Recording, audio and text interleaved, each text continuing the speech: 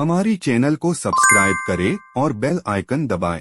चलने वाला केस, जो केस पिछले 500 सालों से चल रहा है, क्या आप जानते हो पिछले सिर्फ 40 दिनों में यह केस सॉल्व हो गया कुछ एविडेंसेस के बेसिस पर। आखिर कौन से एविडेंसेस थे वो जिन्हें कोर्ट में जैसे ही प्रेजेंट किया गया, सिर्फ 40 दिनों के अंदर यह ऐतिहासिक और कंट्रोवर्शियल केस हमेशा के लिए सॉल्व हो गया। और वो भी सुप्रीम कोर्ट ने बकायदा अपने फर्स्ट हियरिंग में एग्जैक्टली 14 अक्टूबर 2019 की डेट देकर कहा था कि हम इस दिन इस केस को फाइनली कंक्लूड कर देंगे। इसके पीछे के रीजंस काफी इंटरेस्टिंग है। सिर्फ 2 स्ट्रॉन्ग एविडेंसेस की वजह से ये हो पाया। And mind you, in evidences में ऐसे भी सबूत शामिल है जिसमें खुद मुगल्स और ब्रिटिशर्स ने तक ये ओपनली एक्सेप्ट किया है कि यस, वहां पर हिस्टोरिकली राम मंदिर मौजूद था। सो फाइनली इन एविडेंसेस की वजह से राम मंदिर तो बन गया, लेकिन इस पर ऑपोजिशन और कई मीडिया रिपोर्ट्स का यह भी मानना है कि देश के पैसों की टोटल बर्बादी है। इनफैक्ट बिहार के डिप्यूटी सीएम तेजस्वी यादव जी ने तो मंदिर को वेस्ट ऑफ मनी प्रूव करते हुए कहा कि भूख लगने पर, बीमार होने पर आदमी कहां जाएगा? मंदिर में। उल्टा मंदिर में तो दान देना पड़ता है। भूख लगेगा तो मंदिर जाइएगा, वहां तो दान देना पड़ता है। बेसिकली इनका कहना है कि गवर्नमेंट ने मंदिर बनाने में पैसे बर्बाद कर दिए। लेकिन do you know, interesting fact तो यह है कि इस मंदिर बनाने में सरकार की जेब से 1 रुपया भी खर्च नहीं हुआ है। अब आप बोलोगे तो फिर डोनेशन के पैसों से बना होगा। नहीं, डोनेशन का भी 1 रुपया यहां पर खर्च नहीं हुआ है। तो आखिर राम मंदिर बना कैसे? राम मंदिर ट्रस्ट ने ना एक सिंपल बट एकदम इफेक्टिव स्ट्रैटेजी यूज की, जिसे आगे मैं डिस्कस करूंगा, और इसीलिए वीडियो को एंड तक देखना, क्योंकि ये सब समझने के लिए हमें कहानी को एकदम शुरुआत से शुरू करना होगा। इस पूरे 500 साल के लीगल जर्नी को मैं आपको सिर्फ 5 मिनट में सिंप्लीफाई करके समझा दूंगा। एंड आई एम श्योर कि इस वीडियो के देखने के बाद आपको राम मंदिर केस स्टार्ट टू एंड समझ आ चुका होगा। सो इस केस की प्रॉपर क्लैरिटी के लिए ना, मैंने इस पूरे राम मंदिर जन्मभूमि कोर्ट केस को 3 मेजर टाइमलाइंस में डिवाइड किया है। सो शुरुआत करते हैं पहले टाइमलाइन से, जो है 1528 से 1947। साल 1528 में मुगल बादशाह बाबर ने अपने कमांडर मीर बाकी को यह ऑर्डर दिया कि वो अयोध्या में मौजूद राम मंदिर को तोड़कर वहां पर मस्जिद बनाए, और उसी राम मंदिर को तुड़वाकर जो मस्जिद बनी थी उसे बाबरी मस्जिद नाम दे दिया गया। बट कई लिटरेरी सोर्सेस के हिसाब से वहां के लोकल्स बाबरी मस्जिद के बाहर उस सेम जगह पर, जिसे राम चबूतरा कहते हैं, वहां पर राम भगवान की पूजा फिर भी किया करते थे। इसी को लेकर वहां पर कई छोटे मोटे रायट्स हिस्टोरिकली होते आए हैं, क्योंकि ऑफ कोर्स एक ही जगह पर दोनों रिलीजियंस पूजा कर रहे हैं। बट 1853 से 1859 के बीच इन 6 सालों में ये रायट्स काफी ज्यादा वायलेंट होने लग गए थे। इतने वायलेंट कि इतने सालों से इस इशू को इग्नोर कर रही ब्रिटिश गवर्नमेंट को भी इसमें खुद इंटरवीन करना पड़ा। सो ब्रिटिश सरकार ने सबसे पहले बाबरी राम मंदिर एरिया को अपने कंट्रोल में लिया। फिर दोनों पार्टीज में एक पीस एग्रीमेंट साइन करवाया। उन्होंने मंदिर एरिया को 2 हिस्सों में डिवाइड किया। पहला बाबरी मस्जिद वाला हिस्सा मुस्लिम्स को सौंपा गया, और दूसरा सीता रसोई और राम चबूतरे वाला हिस्सा हिंदूज को दे दिया गया, जहां पर हिंदूज ऑलरेडी पूजा भी किया करते थे। और दोनों साइड्स के बीच में उन्होंने फेंसिंग करवा दी। अब इस सेटलमेंट से भी लोग खुश नहीं थे, स्पेशली हिंदूज, क्योंकि उनके हिसाब से अगर ऐसा ही था तो इसका मतलब तो यह हो जाएगा कि हिंदूज को एक खुले मैदान में भगवान की पूजा करनी पड़ेगी।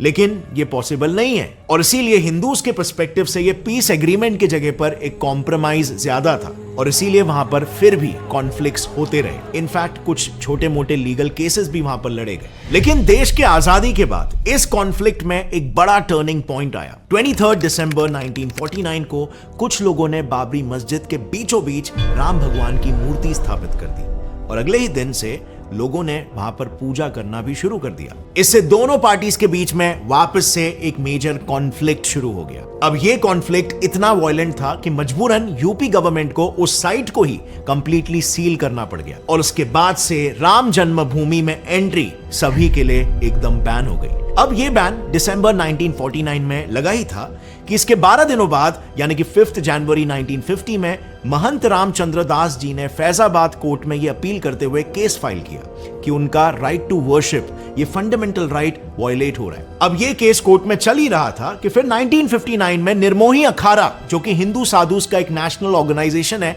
उन्होंने भी यह कहते हुए केस फाइल कर दिया कि अयोध्या की लैंड का पोजेशन उनको पूजा करने के लिए मिलना चाहिए। और फिर 1961 में उसे काउंटर करने के लिए मुस्लिम साइड से भी सुन्नी वक्फ बोर्ड ने एक कोर्ट केस फाइल कर दिया। उनका दावा यह था कि उन्हें यह लैंड मिल जाना चाहिए क्योंकि इस पूरे लैंड पर एक मस्जिद था, तो वक्फ बोर्ड ही उस लैंड के ओरिजिनल ओनर्स हुए। ऑल इन ऑल इस मुद्दे को लेकर छोटे मोटे केसेस तो चल ही रहे थे, लेकिन मेजरली कोर्ट में अब 2 हिंदू पक्ष थे और एक मुस्लिम पक्ष, और दोनों साइड्स वहां पर अपने धार्मिक स्थल बनाना चाहते थे। और फिर इसी मतभेद में सालों बीत गए, कोर्ट में लड़ाई चलती रही, लेकिन कोई भी निर्णय नहीं हो पाया। बट 1985 में इस केस में एंट्री हुई एक पावरफुल ऑर्गेनाइजेशन विश्व हिंदू परिषद की। इन्होंने भी राम मंदिर के लिए फैजाबाद कोर्ट में केस फाइल किया, जिसके बाद फैजाबाद कोर्ट ने राम मंदिर से जुड़े सारे केसेस को एक साथ क्लब करके एक जॉइंट वर्डिक्ट इशू किया, जिसके तहत 1986 में कोर्ट ने हिंदूज को उसी जगह पर वर्शिप करने की परमिशन दे दी। अब कोर्ट के इस वर्डिक्ट से नेचुरली दूसरी साइड नाराज हो गई और इस पर रिएक्ट करते हुए उन्होंने ग्रुप बाबरी एक्शन कमेटी बनाया। इस ग्रुप ने कोर्ट के इस डिसीजन को चैलेंज किया और फिर से एक कोर्ट केस फाइल किया। फिर इसी नए कोर्ट केस के रिटेलिएशन में 1989 में एक और एक हिंदू ऑर्गेनाइजेशन राम लल्ला विराजमान ने भी केस फाइल किया। सो अब तक हिंदू साइड में 4 मेन पिटिशनर्स थे और मुस्लिम साइड में 2 मेन पिटिशनर्स, और यहां तक ये बैटल इंटेंसली कोर्ट में चल ही रहा था। बट 1990 की शुरुआत में ये बैटल कोर्ट से निकलकर अनफॉर्चुनेटली रास्तों पर आ गया। सो हुआ कुछ यूं, 1990 में एक बड़े लीडर LK अडवाणी जी ने गुजरात के सोमनाथ से अयोध्या तक एक रथ यात्रा निकाली। इस यात्रा में देश भर से लाखों की संख्या में लोग जुड़ रहे थे। अब ये रथ यात्रा अयोध्या पहुंचती उसके पहले ही वहां की सिचुएशन काफी टेंस हो गई, और इसी सिचुएशन को देखते हुए 1991 में यूपी गवर्नमेंट ने इस पूरे राम जन्मभूमि लैंड का कंट्रोल अपने हाथों में ले लिया और एरिया सील करवा दिया। सो यस, एक बार फिर से दूसरी बार इतिहास में बाबरी राम जन्मभूमि लैंड को सील करके वहां पर एंट्री बैन कर दिया गया। बट इस बार इसका इंपैक्ट काफी खतरनाक होने वाला है।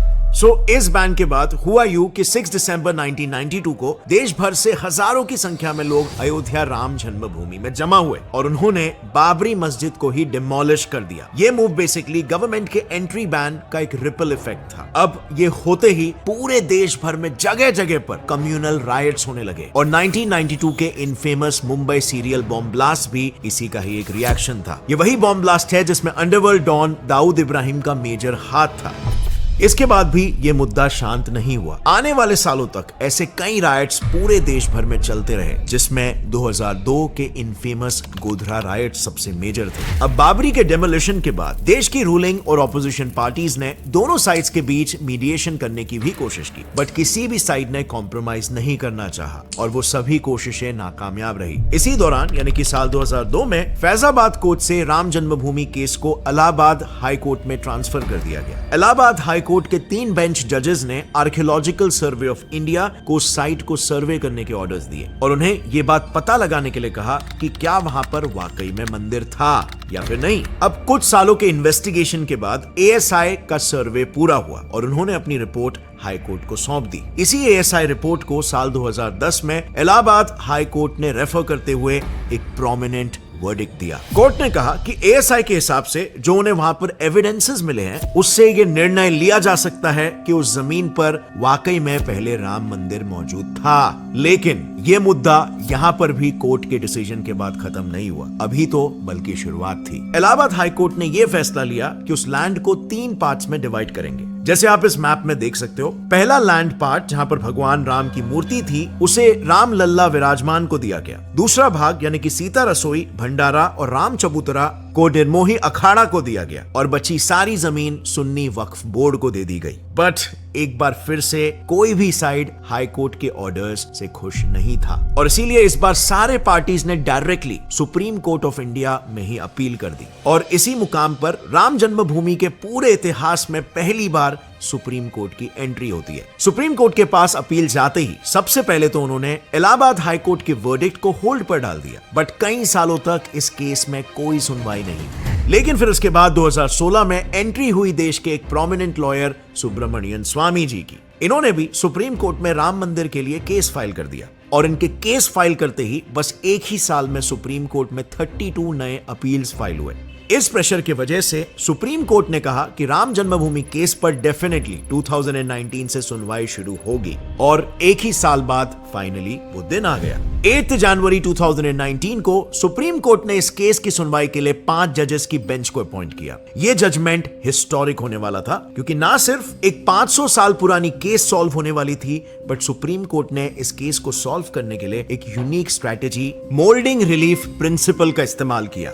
मोल्डिंग रिलीफ में बेसिकली कोर्ट्स दोनों पार्टीज से पूछती है कि उन्हें एग्जैक्टली क्या मिलने पर वो मानेंगे कि हां उन्हें जस्टिस मिला। इस केस में भी सेम हुआ। सुप्रीम कोर्ट ने दोनों साइड्स को पूछा कि क्या मिलने पर वो इस मुद्दे को यहीं पर खत्म कर देंगे। इस पे दोनों साइड्स ने अपने अपने डिमांड सबमिट किए, जिसके बाद सुप्रीम कोर्ट ने यह कह दिया कि वो अब से ठीक 40 दिनों में यानी कि 14 अक्टूबर को इस 500 सालों से चल रहे केस का फाइनल वर्डिक्ट दे देंगे। अब आई नो आप सोच रहे होंगे कि आखिर वो ऐसे कौन से प्रूफ्स थे जिनकी वजह से ये 500 साल पुराना केस सिर्फ 40 दिनों में ही खत्म हो गया। वेल, ये प्रूफ्स अपेरेंटली इतने स्ट्रॉन्ग थे कि जजेस को भी अपना जजमेंट राम मंदिर के फेवर में ही देना पड़ा। अब इन प्रूफ्स को अच्छे से समझने के लिए ना हमने सुप्रीम कोर्ट के 1045 पेजेस वाले अयोध्या वर्डिक्ट का कंप्लीट डीप एनालिसिस किया, जिसके बाद हमें यह पता चला कि अयोध्या केस जीतने में एएसआई द्वारा प्रोड्यूस किए हुए एविडेंसेस का मेजर रोल था। सो एएसआई ने टोटल 533 एविडेंसेस सुप्रीम कोर्ट के सामने प्रेजेंट किए थे। अब हर एक पीस ऑफ एविडेंस को तो इस वीडियो में एक्सप्लेन करना पॉसिबल नहीं है, बट एग्जैक्टली वो मेन कौन से एविडेंसेस थे जिनके वजह से आज अयोध्या में राम मंदिर बना, या आपको इजीली समझाने के लिए हम उन सारे एविडेंसेस को 2 ब्रॉडर कैटेगरीज में डिवाइड करेंगे। फर्स्ट कैटेगरी एक्सकेवेशन और सेकेंड कैटेगरी लिटरेरी सोर्सेस। अब सबसे पहले बात करते हैं एक्सकेवेशन की, जिसके 5 मेजर प्रूफ्स को सुप्रीम कोर्ट ने अयोध्या वर्डिक्ट के लिए प्रोमिनेंटली कंसिडर किया।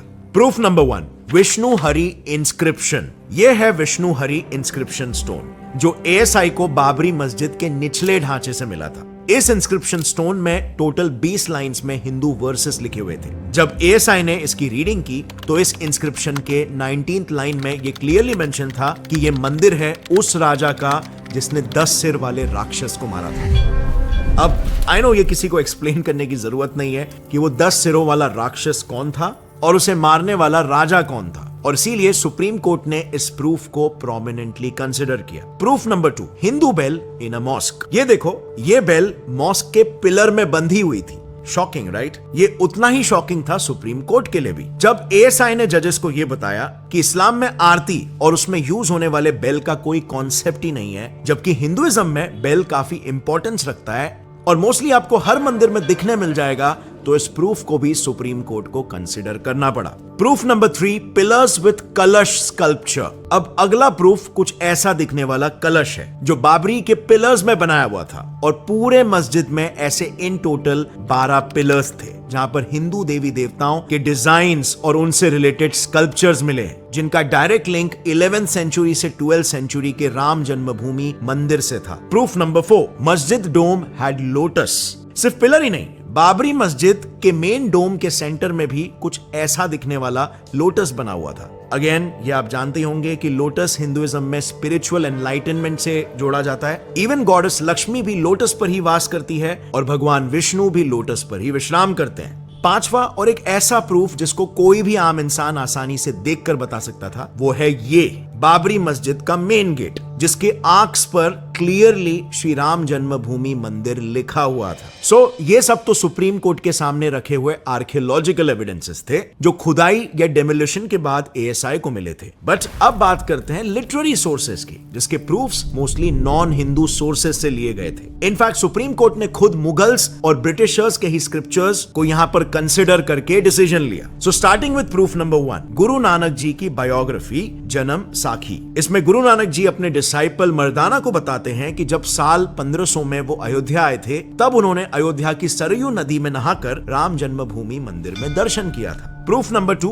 तुलसीदास जी की बुक तुलसी दोह शतक। तुलसीदास जी इसमें बताते हैं कि साल 1528 के गर्मी के मौसम में कुछ बाहर से आए फॉरेन इन्वेडर्स ने अयोध्या के राम जन्मभूमि मंदिर को तोड़कर वहां पर मस्जिद बनाया, और इसी दौरान इन्वेडर्स ने वहां के कई हिंदूस को जान से मार डाला, विच अगेन प्रूव्ड कि वहां पर मंदिर था। Proof number 3, foreign travelogue. Court में सिर्फ इंडियन लिटरेरी प्रूफ्स को ही कंसिडर नहीं किया गया। सुप्रीम कोर्ट ने विलियम फिंच और टिफिन थैलर जैसे फॉरेन ट्रैवलर्स के ट्रैवल लॉग्स, यानी कि जैसे आज घूमते समय लोग ट्रैवल व्लॉग्स रिकॉर्ड करते हैं, वैसे ही पहले के ट्रैवलर्स अपने ट्रैवलिंग के दौरान अपने ऑब्जर्वेशंस को बुक में लिखा करते थे। इन्हीं ट्रैवलर्स में से एक थे ब्रिटिश ट्रैवलर विलियम फिंच, जिन्होंने अपनी book early travels in India 1583 से 1619 के बीच में लिखी है। और जब वो 1608 में अपने अयोध्या विजिट के लिए गए तो उन्होंने ये मेंशन किया कि वो एक रामकोट नाम की जगह पर गए और तब उन्होंने देखा कि वहां पर रामचंद्र का कैसल यानी कि महल हुआ करता था, जिसके कुछ अवशेष अभी भी बचे थे।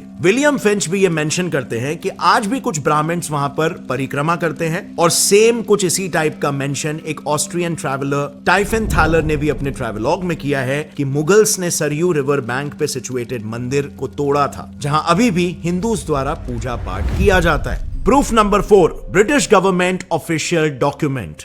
ब्रिटिश रूल के टाइम एएसआई के first director general Alexander Cunningham ने अवध प्रोविंस के ऑफिशियल डॉक्यूमेंट में कहा है कि अयोध्या में जन्म स्थान वाले जगह पर एक बड़ा मंदिर हुआ करता था, जिसके कॉलम्स को यूज करके बाबरी मॉस्क बनाया गया है। इवन साल 1886 में फैजाबाद डिस्ट्रिक्ट के जज कर्नल जेईए शैमियर के पास एक केस आया जिसमें महंत रघुबीर दास जी ने उनसे ऑलरेडी पूजा हो रहे जगह पर मंदिर बनवाने की रिक्वेस्ट की। इस रिक्वेस्ट पर जज शैमियर ने खुद पर्सनली वहां पर जाकर जांच की, जिस जांच के ऊपर उन्होंने ऑफिशियली लिखा भी है कि अनफॉर्चुनेटली मस्जिद हिंदूज के सेक्रेट जगह पर बनाया गया है। अब बात करते हैं प्रूफ नंबर 5 की, मुगल बादशाह औरंगजेब की ग्रैंड डॉटर के द्वारा लिखा गया लेटर। साल 1707 में औरंगजेब की ग्रैंड डॉटर ने मुस्लिम राजाओं को ऑर्डर दिया कि वो हिंदूज के ऊपर एग्रेसिवली जिजिया यानी रिलीजियस टैक्स अप्लाई करें और उनकी मूर्ति पूजाओं को रोके, कुछ उस तरह से जैसे मुगल राजाओं ने 3 मेजर मंदिर जैसे अयोध्या का राम मंदिर, काशी का विश्वनाथ मंदिर और मथुरा के कृष्ण मंदिर को तोड़ा था। इस लेटर के रिकॉर्ड सुप्रीम कोर्ट को मुगल एरा के इस्लामिक राइटर नसीर बहादुर की बुक सहीफा-ए-चहाल में मिला। इस तरह के टोटल 533 एविडेंसेस, प्रूफ्स